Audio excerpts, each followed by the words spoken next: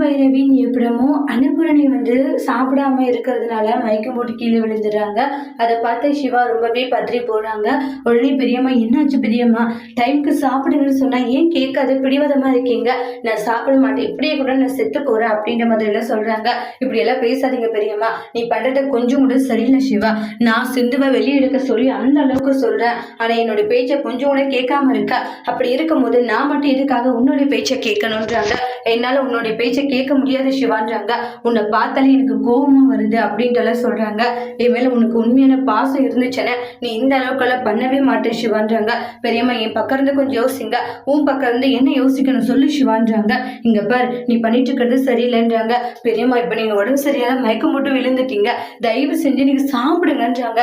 எனக்கு வேண்டாம் வேண்டாம் அப்படின்ற மாதிரி சொல்றாங்க. உடனே இப்போ உங்களுக்கு என்ன பிரச்சனை, சிந்துவனை வீட்டை கூட்டிட்டு வரணும், கூட்டிட்டு வந்தா நான் சாப்பிட்றேன்றாங்க. சரி, அவ வந்தா நீங்க சாப்பிடுவீங்களா, கண்டிப்பா சாப்பிட்றேன்றாங்க. சரி, நான் அவளுக்கு வீட்டுக்கு கூட்டிட்டு வரேன்றாங்க, ப்ராமிஸ் பண்ணுன்றாங்க. அப்புறம் அன்னபூரணிக்கு சத்தியம் பண்ணி கொடுக்குறாங்க, நீ அவளை கூட்டிட்டு வா, சிந்துவை பார்த்த பிறகுதான் என் வாயில தண்ணி சாப்பிட எல்லாமே போகுன்றாங்க. சிவா இருந்துடுச்ச, இந்த பெரியம்மா சிந்து சிந்துன்னு சொல்லிட்டு ஏன் அவன் மேல இப்படி பைத்தியமா இருக்காங்களோ தெரியல.